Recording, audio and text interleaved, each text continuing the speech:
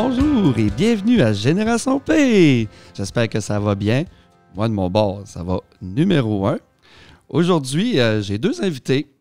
Donc, nous avons Jade Perron. Salut Jade! Allô? Ça va bien? Oui, toi? Oui. Et nous avons Candide Bellé, qui est intervenante santé mentale service jeunesse à l'Arrimage. Salut Candide! Salut! Ça va bien? Oui, ça va bien, merci toi. Oui, oui, numéro 1. J'ai bien nommé ton titre d'emploi. Oui, parfait. Tu as bien nommé ça. All right. Oui, aujourd'hui, nous avons quelqu'un de l'Arrimage car on va parler d'un sujet qui est quand même assez important. Il ne faut pas passer à côté de ça, surtout dans le contexte actuel de ce qu'on vit présentement. On va parler de santé mentale. Oui, donc un sujet assez important. Ça devrait être bon. On va démystifier plein de trucs aussi en même temps. Fait que ça va être génial. Donc, santé mentale, oui. Et bien, on va commencer avec Jade, parce que Jade, tu es notre invitée jeunesse. Et puis, ça te touche particulièrement, la santé mentale. C'est un sujet qui te préoccupe. Puis, j'aimerais ça que tu nous racontes ton histoire par rapport à la santé mentale, justement. Oui, ben dans le fond, la santé mentale, c'est important d'en parler. Moi, j'ai toujours pensé que c'était normal de vivre comme ça. Je vis avec de l'anxiété. Plus jeune, moi, je me rendais pas compte que c'est pas que c'est pas normal, mais que c'est pas tout le monde qui vit comme ça. J'ai commencé à rencontrer des intervenants, j'avais 9-10 ans environ, pour l'anxiété. Je pouvais passer des nuits sans dormir parce que j'avais peur que quelqu'un rentre chez nous, fasse du mal à moi, à ma famille. J'ai commencé à rencontrer à ce moment-là parce que ça me nuisait beaucoup à l'école. Puis à partir de ce moment-là, je dirais que pas mal tout mon secondaire aussi, j'ai rencontré par passe des intervenants pour mon anxiété. J'ai eu mon diagnostic de trouble d'anxiété généralisée à environ 15 ans. Trouble d'anxiété sociale aussi, anxiété de performance. Puis en secondaire 5, j'ai fait une dépression. Ça, je pense que ça a un lien vraiment avec mon anxiété de performance aussi. Je me suis poussée beaucoup. Puis, j'étais à bout, là. J'étais rentrée en secondaire 5. J'avais plus de motivation. Je voulais plus aller à l'école. Puis, jusqu'à un matin que je ne sois pas capable de me lever. Je reste dans ma chambre, je reste couchée. J'ai plus le goût de rien faire. Puis, je m'en suis rendu compte aussi parce que je me suis rendu compte que j'étais à bout quand je me suis mis à pleurer à l'école parce qu'il fallait que je rentre chez nous. Je n'étais plus capable. Jamais, justement, à cause de l'anxiété, j'ai peur pour mon image avec les autres. Puis à ce moment-là, on dirait que tout a tombé. J'ai juste pleuré comme ça à l'école parce que j'étais plus capable. J'avais plus de motivation. J'étais plus capable de me mettre un sourire d'en face le matin puis me présenter à l'école, faire comme si de rien n'était parce que ça faisait 3 mois que je faisais ça. Puis personne s'en doutait que ça allait pas bien à l'école. Puis, à l'école, justement, par rapport aux autres élèves, la perception qu'ils voyaient de toi, c'était quoi? C'était comment avec les autres élèves? Avant, je dirais que j'ai tout le temps été comme première de classe. Je parlais pas beaucoup, mais j'étais fine avec tout le monde. Puis, tout le monde me connaissait, mais je parlais pas. J'étais plus discrète. Puis, quand je suis partie, moi, je l'ai pas vécu parce que, dans le fond, j'ai été 3 mois en arrêt d'école. Puis moi, je ne l'ai pas vécu parce que je n'étais pas là, mais mes amis m'en ont parlé. Tout le monde posait des questions. Est où Jade? Qu'est-ce qu'elle fait? Je l'ai vue à l'épicerie, mais elle n'est pas capable de venir à l'école, par exemple. Elle n'est pas capable de sortir, venir au cours.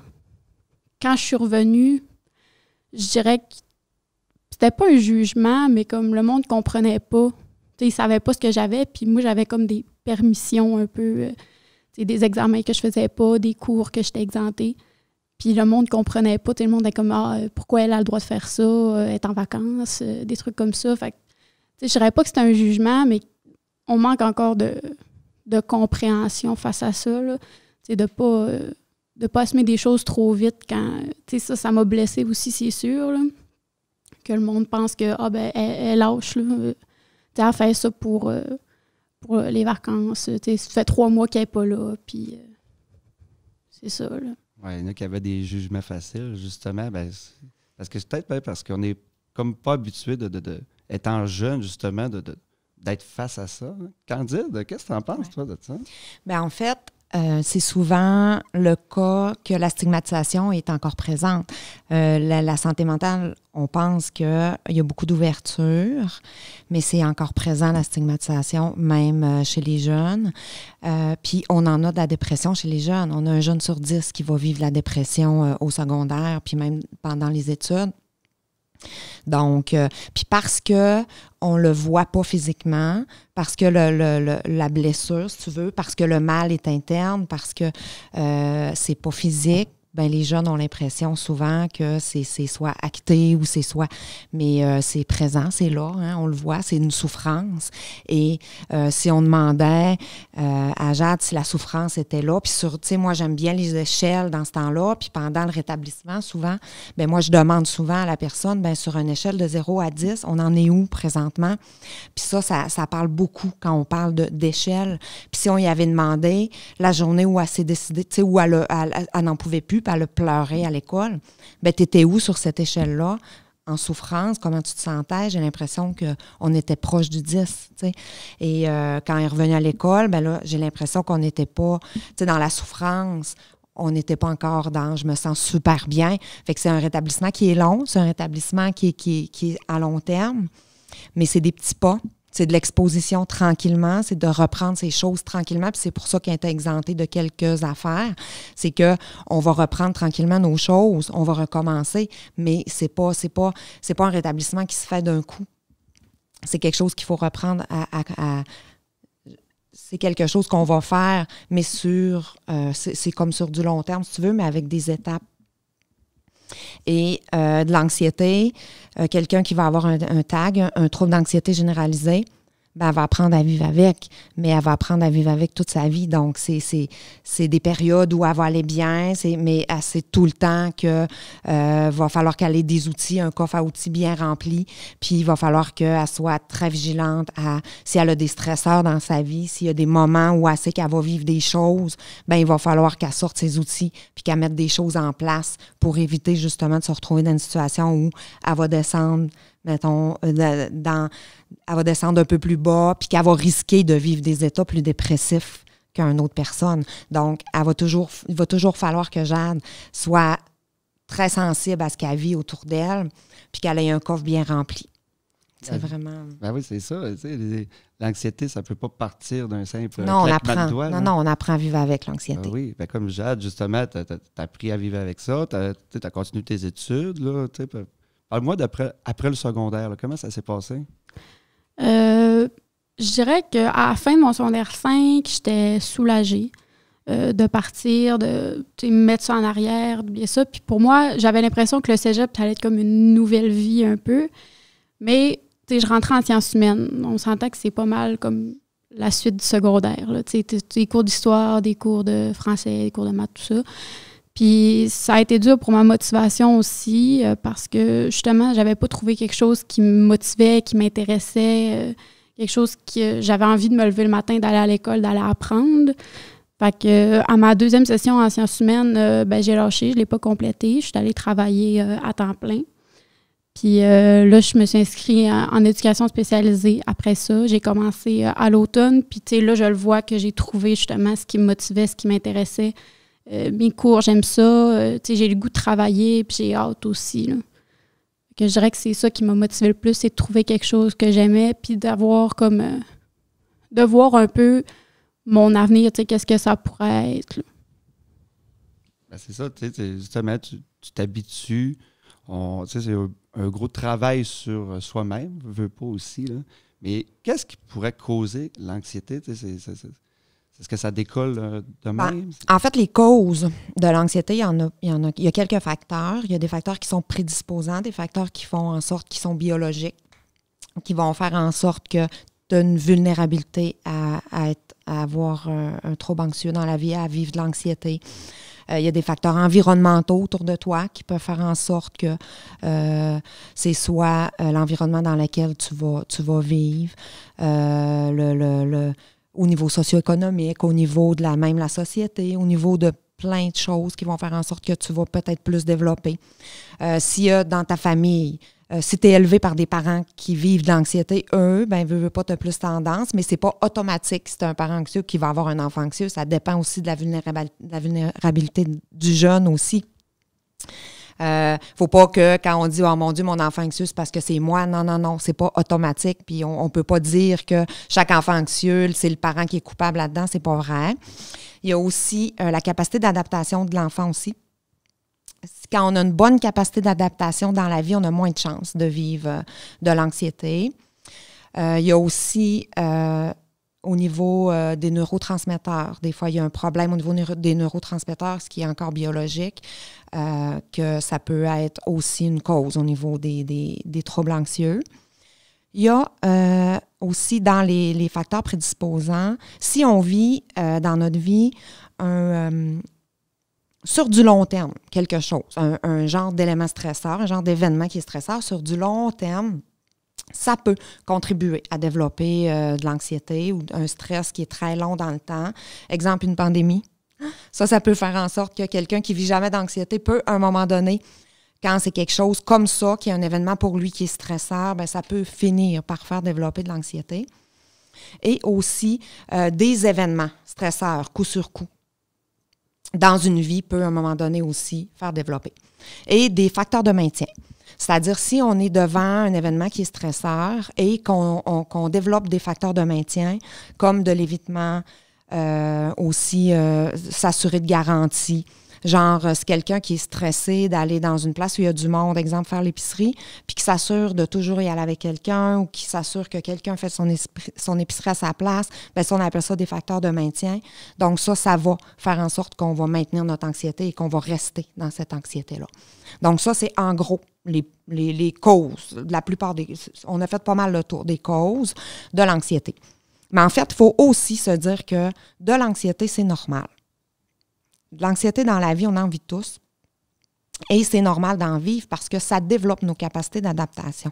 Donc, tout le monde vit de l'anxiété dans la vie et il faut normaliser aussi cette anxiété-là parce que la plupart de l'anxiété qu'on va vivre, elle est normale. C'est juste de voir entre qu'est-ce qui est normal et qu'est-ce qui ne l'est pas. Qu'est-ce qui devient une anxiété qui est pathologique. Et quand on est plus vers l'anxiété pathologique, un peu comme Jade qui, elle, faisait en sorte que cette anxiété-là devenait permanente dans sa vie, qu'elle avait des peurs qui n'étaient pas reliées. Tu sais, quand un jeune a des peurs qui deviennent un peu trop grosses pour son âge, que ça devient un état qui est permanent, qui n'est pas capable de s'en sortir tout seul, bien là, on tombe dans de l'anxiété qui est plus pathologique et là, la personne a besoin d'aide pour justement développer des outils pour s'en sortir. Mais de l'anxiété normale, c'est de l'anxiété où la personne va se retrouver devant un événement qui est stresseur, va développer des forces, va développer une capacité d'adaptation, va passer au travers, puis après ça, va continuer. Donc, cette anxiété-là, elle est normale. Est-ce que, parce que bien souvent, il y en a qui vont dire le stress et l'anxiété, c'est la même chose. C'est complètement différent. Hein? C'est pas du tout pareil. Le stress, lui, il peut être positif ou négatif, tout dépend comment on va le gérer. Mais un stress, c'est un événement qui va nous arriver et qui va lui dire, en fait, à notre corps, bien, il faut que tu te protèges contre quelque chose. Et cette protection-là, bien là, nous, notre cerveau, il va dire, bien là, t'as peu, il arrive quelque chose, il y a un événement qui fait, bien, faut que tu fasses de quoi? Il faut que tu utilises des stratégies pour te protéger. Et là, on va s'arrêter, on va dire, ben là, quelle stratégie je peux prendre? Et souvent, c'est des stratégies qui vont être efficaces, des stratégies qui vont nous faire grandir puis nous faire s'adapter. Et peut-être qu'on va anticiper un peu ce qui va nous arriver. C'est là qu'on va vivre un peu d'anxiété, on va anticiper et après ça, on va passer au travers et on va s'adapter. Ça, c'est la façon normale de le faire. Si on arrive devant un stress, puis c'est une façon, mettons, positive de vivre un stress. Si on arrive devant un stress, le stress, lui, on va avoir seulement des symptômes qui sont physiques. Fait qu'il va, tu sais, quand on a un peu de chaleur, on arrive devant quelque chose, ça nous stresse. Là, on vit des symptômes un peu physiques. C'est juste physique, le stress qu'on va vivre. Fait que là, on arrive devant un événement, ça nous stresse un peu, on a des symptômes physiques. Et là, si cet événement-là nous amène à avoir d'autres symptômes qui sont plus la fuite, on appréhende, on fuit, on attaque, bien là, on tombe dans vraiment de l'anxiété. Et si on tombe toujours dans les mêmes stratégies qui sont la fuite et l'attaque, ou tu sais, tout le temps, souvent, c'est la fuite que les gens vont prendre quand ils vivent quelque chose d'anxiété et que ça devient plus pathologique. Bien là, on tombe dans un cercle qui est plus l'anxiété pathologique. Et là, la différence entre le stress et l'anxiété, dans ce cas-là, c'est que le stress, lui, il va nous amener plus... Le stress qu'on va vivre devant, on va le traiter de façon négative. On va vivre de l'anxiété, on va appréhender. En fait, l'anxiété, il faut toujours penser appréhension. L'anxiété, c'est qu'on appréhende ce qu'on va vivre, qu'on se sent impuissant devant ce qui va se passer. Et là, on tourne dans cette roue-là et on choisit des stratégies qui ne sont pas gagnantes, des stratégies qui font en sorte qu'on ne fait pas face à ce qui s'en vient. En gros, l'anxiété, c'est ça. Fait que le stress, si on fait la différence, le stress, lui, peut être positif ou négatif, tout dépend comment on le gère. Et l'anxiété, c'est quand on va plus loin et que c'est négatif et qu'on choisit des stratégies qui vont faire qu'on ne s'expose pas au problème, qu'on ne le gère pas. Là, on n'est pas dans le secret des dieux, on est en pleine pandémie, donc dans le contexte. Et on dirait que depuis environ le début de la pandémie, quelques mois après que ça ait commencé, de plus en plus, on a vu de l'anxiété chez les jeunes. L'anxiété, on dirait qu'avant la pandémie, c'est comme si les jeunes ne pouvaient pas être anxieux. Mais pourtant, ça a vraiment décollé. Là. Mettons, Jade, comment tu as vécu ça? Mettons, le début de la pandémie, comment tu as géré ça? Ben, au début, je dirais que ça m'a pas vraiment affectée. Je me disais, ça va passer, ça sera pas long. Là, je dirais que c'est plus...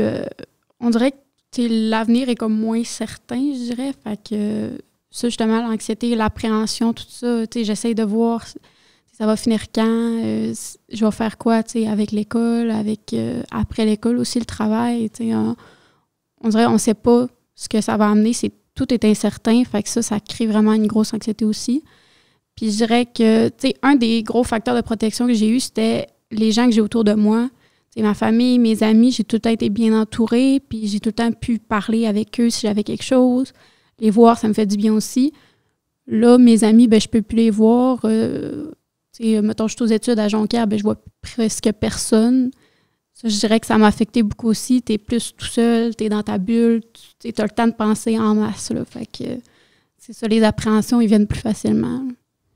Et puis, mettons encore une fois dans le contexte pandémique, qu'il y a tellement des changements à tout bout de champ. On dirait qu'à tous les semaines, il y a des changements. J'imagine que ça, c'est difficile là, pour la plupart du monde qui sont anxieux. Oui,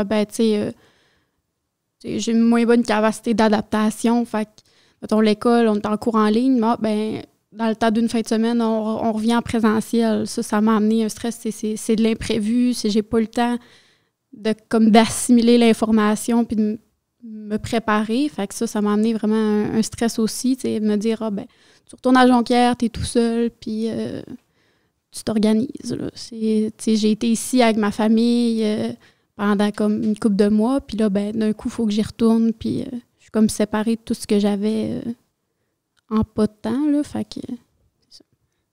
Cardide, toi, tu travailles auprès d'une clientèle jeunesse, justement. Tu as dû avoir des changements, surtout genre avant la pandémie, puis maintenant, là, ça a dû exploser un peu, les cas, j'imagine. Comment ça s'est passé? En fait, on a eu beaucoup de demandes dans les écoles, ce qui n'était pas le cas avant la pandémie, parce que justement, il y avait des cas qui explosaient au niveau du stress, de l'anxiété. Première chose qu'on faisait, c'est qu'on normalisait l'anxiété en disant, la plupart vont s'adapter. La plupart des personnes, ils vont s'adapter à tout ce qui arrive. Tantôt, ce que j'ai pas dit, puis elle a parlé d'imprévu. Puis ça m'a allumé un peu, puis j'ai dit, il faudrait que j'en parle, c'est important. Quand on parle de stress, il y a des ingrédients à ça, le stress. Elle en a nommé un ce qui est imprévu, c'est un des ingrédients pour qu'on soit devant un stress. Il y a 4 ingrédients, en fait, puis on peut c'est rappelé avec l'acronyme CINE. Et le I pour imprévu, ça en est un. Le C, c'est pour le contrôle. Quand on a un contrôle faible de ce qui se passe, de l'événement qui est devant nous, bien, ça crée un stress. Il y a le I pour imprévu. Il y a le N pour la nouveauté. Quelque chose qui est nouveau pour nous, bien, ça peut nous créer un stress. Et le E pour ego. Quand notre ego est menacé, quand on pense qu'on n'a pas les capacités pour faire face à ce qui s'en vient, bien, ça crée un stress aussi. Donc, la pandémie réunit les 4 ingrédients du stress présentement. Donc, c'est sûr que la plupart du monde, puis on est tous dans le même bateau. Présentement, il n'y a pas personne qui peut dire qu'est-ce qui va se passer avec tout ça, parce que c'est nouveau pour tout le monde. C'est imprévu pour la plupart des personnes, pour tout le monde aussi, en fait. Et on ne sait tous pas si les capacités des personnes autour de nous à passer à travers ça, autant la santé mentale que les capacités physiques de notre entourage. Donc, c'est sûr que c'est pas facile, cette période-là pour les familles, pour les ados surtout, parce qu'en l'adolescence, c'est la période où on a besoin des contacts sociaux, où on a besoin de se rencontrer, d'être ensemble, d'avoir des amoureux, donc ça, ils sont pour le moment, ben ils peuvent pas le faire. Puis c'est triste pour eux, puis je le sais combien ça leur manque, puis à quel point là, c'est un moment important, puis c'est comme ça fait un an là, un an de perdu dans leur adolescence où ils peuvent pas avoir ces contacts-là. Donc c'est sûr que ça a un impact.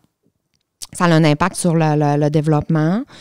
Mais on essaye moi je lui donne des trucs, essaye de le faire autrement.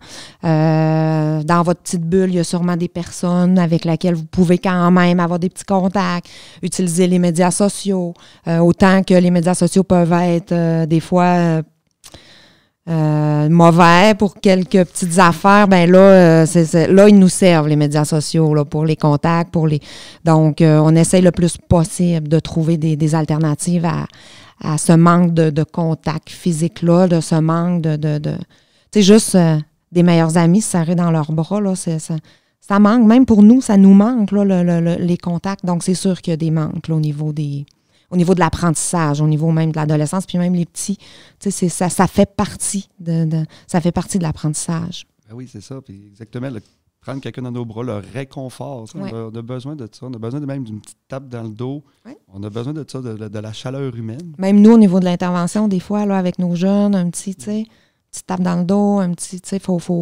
respecter notre 2 mètres, c'est pas toujours facile. Mais oui, on a eu beaucoup de demandes. On n'est pas capable on essaye du mieux possible de répondre à tous ces demandes-là.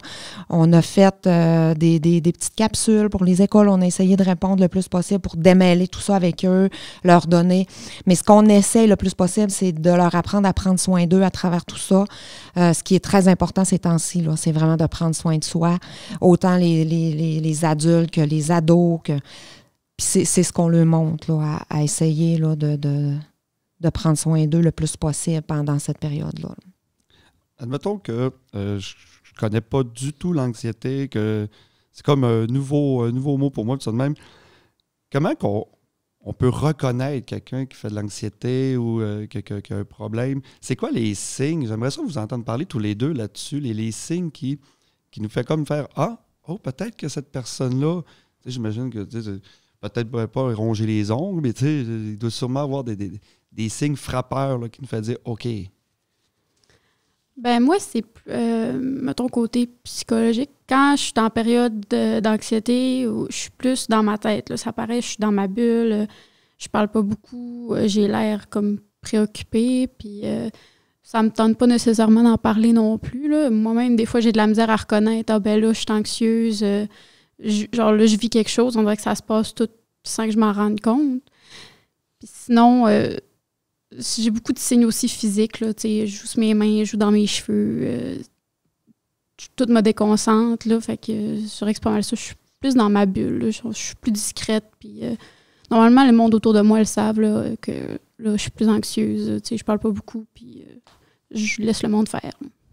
Ben, ça doit être différent d'une personne à l'autre aussi, là, c'est sûr. C'est très différent d'une personne à l'autre. Et la première chose, moi, quand j'ai des personnes qui vivent de l'anxiété, on fait des groupes, en fait, aussi là, à l'arrimage d'autogestion de l'anxiété.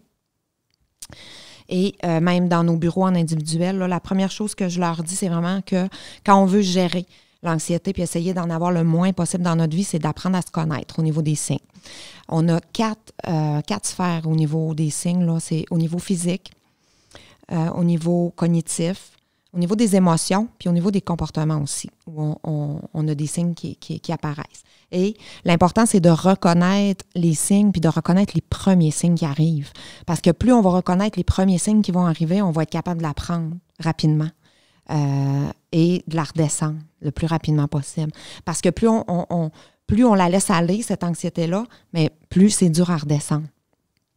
Donc, quand on est capable de repérer ces premiers signes-là, bien après ça, on est capable de mettre des stratégies puis des moyens efficaces tout de suite quand les premiers signes apparaissent. Et quand on les voit pas aller tout de suite au début, qu'on est moins là, bien là, on travaille avec un genre de thermomètre échelle, là, les phases de l'anxiété, mais là, on le reprend plus loin, mais on met toujours des moyens à chaque phase. Donc, faut apprendre à connaître nos signes, mais il faut apprendre aussi à savoir c'est quoi, moi, les moyens qui me calment. C'est quoi les respirations qui me calment, moi. Puis pour ça, il faut les faire quand on va bien. Donc, quand on va bien, qu'est-ce qui nous aide? C'est quoi la respiration qui m'aide, moi, à rester calme? Donc, on travaille des choses avec eux. Des choses qui leur font du bien. Donc, c'est toutes des choses, fait qu'il faut vraiment apprendre à se connaître. Puis un coup qu'on se connaît bien, bien là, on met des choses en pratique, on met des choses comme un petit plan d'action en marche. Fait que quand un moment plus anxieux arrive dans leur vie, bien là, ils savent quoi mettre en marche. Ils savent quels moyens utiliser. Puis souvent, ça fonctionne vraiment bien. Ça fonctionne bien, puis ils sont capables, leur coffre à outils est vraiment bien rempli, donc ils sont capables de quand même contrôler assez bien les périodes où ils vivent un peu plus d'anxiété. Tantôt, tu as parlé de ego. C'est-tu rapport, mettons, avec la communication, justement? Des fois, il faut communiquer, il faut parler, il faut le savoir qu'on ne file pas. J'imagine que ça doit être dur, comme la première fois, de dire « Hey, là, ça va plus, ça va pas ». J'imagine que ça doit être vraiment difficile. Là. Jade, je sais pas, ça a été difficile pour toi de dire comme la première fois, mettons, je sais pas moi, à tes parents ou à tes amis, de leur dire hey, là, je file pas. Ça va plus. Ouais, ben, pour l'anxiété, je dirais que c'est pas vraiment moi qui, j'étais jeune, là, à 9-10 ans, c'est pas nécessairement toi qui va dire à tes parents, maman, là, ça va pas. Là. C'est plus elle qui m'a comme amené des solutions que là, je pourrais aller rencontrer et tout ça, parce que moi, je m'en rendais pas nécessairement compte. Mais, pour la dépression, j'ai tellement essayé de garder ça longtemps. Je me mets sur d'en face, je m'en vais à l'école, puis personne ne va s'en rendre compte qu'à un moment donné, justement, quand j'ai pleuré, mon ego, toute l'image que je voulais projeter, ben ça a pris le bord, là, j'étais plus capable. Fait que ça a été dur. En fait, je l'ai dit à une de mes amies que là, j'allais pas bien, puis que je faisais une dépression, puis c'est elle qui l'a dit aux autres parce que moi, j'étais pas capable. J'étais pas capable d'en parler. Puis, mes parents, je pense qu'elle avait déjà vu, il y avait des signes avant. Là, je me levais plus le matin, je pleurais tout le temps, puis, j'allais pas bien. Là. Ils s'en sont rendus compte aussi, mais je pense que ça prend du temps avant que tu sois, en tout cas pour moi, là, avant que j'ai été à l'aise d'en parler vraiment, ça a pris du temps, puis il a fallu que, justement, je pile par-dessus mon orgueil, puis que je sois capable d'aller chercher de l'aide. La dépression aussi chez les jeunes, j'imagine, Candide, que tu as dû en voir là, ces derniers temps, là, justement, avec le contexte pandémique. Là. Ben oui, on en voit. On en voit parce que, justement, les jeunes qui sont j'en ai vu surtout jeunes adultes, confinés, des fois des jeunes mamans ou des jeunes, tu sais, que le réseau, ben ils n'ont plus droit de voir leur réseau. Fait que c'est plus difficile. C'est vraiment difficile pour les jeunes. En plus, ben, ce qui est pas facile aussi, c'est qu'ils ont quand même des responsabilités. Ces jeunes-là, ils se retrouvent avec ces responsabilités-là, puis toutes seules pour mener tout ça. D'aller chercher de l'aide non plus, c'est pas toujours facile là, de dire souvent, bon, ça va bien, un peu comme Jade dit, jusqu'au jour où là, ils sont plus capables de dire que ça va bien. Et chez les hommes aussi, les jeunes garçons, où ça va bien beaucoup plus longtemps que les filles aussi, eux, là, c'est pas facile pour un jeune garçon d'aller dire que ça va plus bien et de dire que, bon, ils n'ont plus la force de continuer, là, c'est pas facile non plus. Mais un coup que ce pas-là est fait, après ça, le reste se fait beaucoup plus facilement. Un coup que le premier pas d'aller dire, ben là, je vais chercher de l'aide et j'accepte de dire que là, j'y arrive plus toute seule, ben le reste, c'est le plus gros. Le plus gros est fait. Puis aussi, ça doit être aussi beaucoup plus facile pour certaines personnes qui sont atteintes de santé mentale de pouvoir parler plus parce que, justement, je crois qu'en l'espace de 5 ou 10 ans, on n'en parlait pas de ça. Maintenant, on en parle beaucoup plus. Il y a beaucoup plus de causes aussi. Tu sais, c'est juste du bien là, vers quoi qu'on s'en va, là, dans le fond. Là. Oui, c'est juste du bien. Puis il y a beaucoup d'ouverture, ce qu'il n'y avait pas avant. Des amis qui sont là aussi pour écouter, ce qu'il n'y avait pas avant. Tu sais, si tu as besoin, viens me voir. Ça, j'aime ça quand j'entends ça. Ça, on n'avait pas ça avant. Mais c'est encore dur de franchir la porte d'un centre d'aide. C'est encore pas facile. Mais un coup que ce pas-là est fait, mais il y en a beaucoup qui le font, beaucoup plus qu'avant. Fait que c'est positif, c'est bien. Écoute, on offre, tu sais, on a quand même là, beaucoup de personnes qu'on aide là, à l'arrimage. Et ça monte à tous les ans, là, notre pourcentage, notre nombre de personnes qu'on aide augmente. Donc, c'est sûr que ça a un lien aussi, là. Tu sais, si on aide le plus de personnes à tous les ans, c'est parce que, justement, la stigmatisation est moins là d'année en année. Là. Ouais, c'est ça. Il y a eu un temps où c'était quasiment honteux. Mm-hmm. C'était vu comme si on était une personne faible. Mais pourtant, tu l'as dit tantôt, on vit tout de l'anxiété, on vit tout un certain stress. On a tout. C'est ça, là, Mané, il ne faut pas penser à la honte. Il ne faut pas avoir honte. Il faut aller chercher de l'aide. Là. Oui, puis il y a beaucoup, tu sais, même pour les jeunes à l'école, il y a de plus en plus, tu sais, il y a des services là, pour les jeunes, il y a des lignes d'écoute, il y a vraiment beaucoup de services qui sont offerts maintenant. Là. C'est ça exactement, mettons, s'épauler tout ça de même. Y a-tu des, mettons, là, on parle de trucs. Des trucs, soit pour, si, mettons, on vit un certain petit stress ou une petite anxiété, ou ce serait quoi les meilleurs trucs que vous pouvez donner, là, que vous pouvez conseiller les autres là, qui vivent ça, là, vous? Moi, en tête, j'ai juste le soufflé dans un sac de papier brun, mais je crois que c'est pour les crises de panique, je sais pas si. C'est plus l'hyperventilation, là, le petit sac. Genre, toi, tes trucs, quand, mettons, tu arrives puis que l'anxiété commence à monter, tes trucs, c'est quoi? Bien, je pense que c'est ça mon plus gros défi, tu sais, d'utiliser mes trucs parce que, mettons, avec 10 ans presque de suivi, tu sais, le coffre à outils, il est pas mal plein, là, mais... Mon défi, ça va être de les utiliser puis de penser à les utiliser aussi parce que souvent, quand je suis dans ma phase d'anxiété, on dirait qu'il n'y a rien d'autre qui existe. Je pense juste à ça. Ce qui m'a beaucoup aidé, je dirais, la respiration abdominale. Ça m'a vraiment, vraiment aidé. Ça calme beaucoup. Mais en fait, c'est la première chose qu'on travaille avec la personne, la respiration, parce que c'est vraiment la première chose à faire. Puis je le sais que quand souvent on est devant quelqu'un qui vit de l'anxiété puis qu'on dit, ben en fait, il va falloir que tu faut que je respire. Puis tu sais, ils se le font dire beaucoup. Mais c'est vraiment la chose à faire parce que quand on commence à être stressé et anxieux, on respire vraiment par le thorax et c'est parce qu'on est en mode un peu survie. On est en mode là, on a 2 stratégies possibles quand on est anxieux. Je n'ai parlé tantôt, qui est soit la fuite ou l'attaque. Fait que quand on est prêt à attaquer ou à fuir, on respire juste par le haut. Fait que ce qu'il faut faire, c'est se calmer. Puis pour dire à notre cerveau qu'on est calme, la seule façon, c'est de faire bouger notre diaphragme. Ton diaphragme, il est dans le bas. Fait que si tu respires abdominal, tu vas le faire bouger. Fait que là, tu vas respirer vraiment profondément. Puis là, ça va envoyer comme message à ton cerveau, OK, le calme. Le calme revient. Fait que là, c'est vraiment la première chose à faire, c'est de respirer abdominal. Ah ouais, calme. Je me prends des notes. Là. Je suis rendu à ma question. Faut-tu être debout, être sur le dos? C'est quoi qui est le mieux? Assis, debout, couché, pourvu que ton ventre il se gonfle. OK, ouais. Faut pas être couché sur le ventre. Plus dur un peu. Dur un peu. C'est bon. Donc, tout part de la respiration. C'est le premier objectif. Premier objectif. Respirer. Et après, c'est qu'on veut que ce que tu es en train de faire, appréhension, nanana, ça s'en aille. Puis, on change les idées, on passe à autre chose. Puis ça, il y a plusieurs techniques pour faire ça. 5, 4, 3, 2, 1, ça va avec les sens. Donc, quand tu te concentres sur tes sens, pendant ce temps-là, ben tu t'enlèves un peu les pensées obsédantes. Donc, c'est 5 choses que tu vois, 4 choses que tu entends, 3 choses que tu touches, 2 choses que tu sens, 1 chose que tu goûtes. Fait que là, pendant que tu fais ça, ben là, ton cerveau, il est vraiment occupé à autre chose. Fait que pendant ce temps-là, il tasse tes obsessions ou tes choses à laquelle tu penses sans arrêt. Fait que c'est des techniques un peu comme ça. Ou encore, tu vas regarder un peu ce qu'il y a autour de toi, puis tu vas nommer un peu ce qu'il y a autour de toi. Genre, bon, il y a des briques là, tu peux compter les briques, tu peux compter les céramiques sur le plancher. Fait que tu y vas vraiment avec des choses qui sont concrètes, des choses que tu vois ou des choses que tu entends. C'est vraiment quelque chose qui, pour vraiment te changer les idées. Ça, c'est où tu fais quelque chose que tu aimes.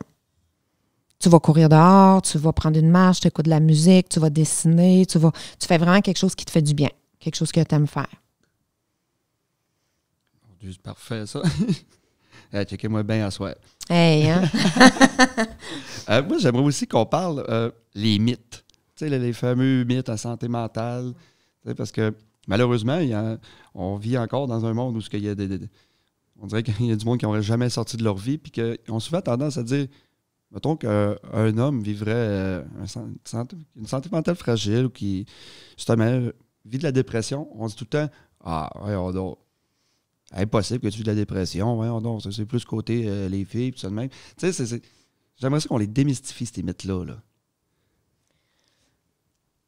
Ben, en fait, j'ai pas amené les statistiques avec moi, sauf que souvent, c'est des mythes, ces choses-là. Comme si on parle d'anxiété, au niveau de l'anxiété, c'est que souvent, en fait, ce qui arrive entre les hommes et les femmes, c'est que souvent, c'est pas vécu de la même façon. Si on parle d'anxiété, les hommes, les garçons ne vivront pas l'anxiété de la même façon que les filles. Si on parle d'anxiété de performance, exemple, ben les filles, souvent, ça va être de l'anxiété de performance plus au niveau de l'école. Les gars, ça va être plus sportif, au niveau du sport. Donc, souvent, ça va être la façon de le vivre qui va être différente. Est-ce que vous en connaissez des mythes que vous étiez obligé de dire « Non, c'est pas ça, c'est pas comme ci, c'est pas comme ça ». Ben moi, un qui ça a été surtout, c'est comme la dépression, tu sais, il y a obligatoirement comme un événement qui l'a déclenché. Là. Et, mettons, je suis allée rencontrer un médecin il cherche absolument à savoir, ouais, mais qu'est-ce qui est arrivé? Je le sais pas, tu sais, ce qui est arrivé, c'est arrivé de même. Je sais pas. Il n'y a pas quelqu'un qui est mort, puis je suis tombée en dépression. Là. Ça peut arriver juste comme ça aussi, je pense. Il n'est pas obligé d'avoir un gros événement marquant qui le déclenche. Fait que ça a été surtout ça. Puis sinon aussi, à cause, je l'ai fait, j'avais 16 ans.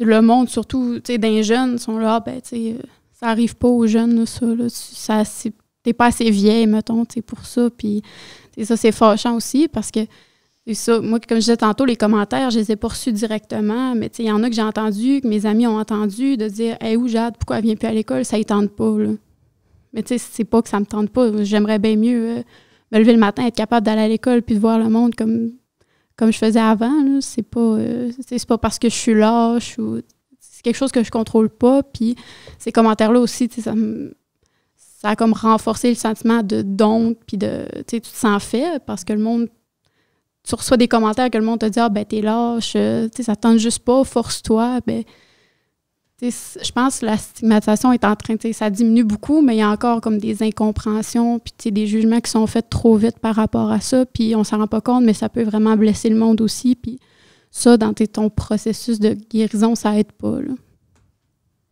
Ah, c'est sûr. Ben, plus on en parle jeune, je pense que mieux ça va être aussi, là. Vraiment. Il faut encore en parler. Il faut en parler parce que, tu sais, même au niveau du rétablissement, il faut en parler, tu sais, de dire que tu peux pas recommencer tes choses à 100%. Tu peux pas guérir d'une dépression en une journée, en un claquement de doigts. Le rétablissement, c'est important que le monde comprenne de quelle façon c'est fait aussi. Puis aussi, le rétablissement, ça veut pas dire que tu reviens, tu peux te rétablir, mais en ayant encore des symptômes, mais tu peux quand même être rétabli puis refaire ta vie puis faire une vie avec des symptômes. C'est correct aussi. Donc, avant de conclure, est-ce que vous avez quelque chose d'autre que vous voulez rajouter, mes amis? Ben moi, écoute, comme conclusion, j'aimerais ça féliciter Jade parce que quand même, c'est pas facile. C'est un parcours qui est pas facile là, de passer à travers quand même là, son secondaire avec quand même un trouble anxieux, plus finir ça avec une dépression. C'est pas banal comme situation. Tu sais, t'as été forte, t'as quand même réussi à te trouver tes stratégies à toi. Ben bravo. Moi, je te lève mon chapeau puis continue tes études. Ben, merci. Tu vas avoir un beau métier, tu vas avoir le même métier que moi. Fait que bravo, puis continue. Puis ben moi, ce que j'aimerais dire, c'est que c'est ça, il faut continuer d'en parler. Puis tu sais, en jeunes aussi, parlez-en si ça va pas bien, parlez-en avec vos amis, n'importe qui. Tu sais, juste vous trouver quelqu'un. C'est important d'avoir au moins une personne à qui tu peux te confier, puis à qui tu peux parler si tu vas pas bien. Puis ça, de pas prendre ça à la légère, puis de pas non plus avoir honte ou se sentir faible parce que tu vas pas bien. Tu peux passer au travers là, si tu cherches de l'aide. Ah oui. Oui, il y a beaucoup de lignes d'écoute aussi hein, où le monde peut appeler si jamais ils ont besoin. Si quelqu'un voudrait te rejoindre, oui. Comment cette personne-là peut faire? Ben, à l'Arrimage, c'est sûr que il y a possibilité de me parler à l'Arrimage au 276-79-25. C'est possible de m'appeler là. Donc, merci beaucoup. Mes chers invités, je vais vous remercier. Merci beaucoup, Candide. Ça m'a fait plaisir. Ah oui, c'est très pertinent, très intéressant. Et merci beaucoup, Jade. Merci à toi de venir témoigner, de venir parler. Ça prend du guts. Ça fait plaisir. Donc, moi, je voudrais vous dire merci aussi. Et on se voit très bientôt pour une autre émission. Et aussi, je voudrais remercier le Carrefour Jeunesse Emploi pour le beau podcast Génération P, la Télé Audio du Lac pour le studio. Donc, merci beaucoup. Je suis Alexandre Boudreau et à bientôt.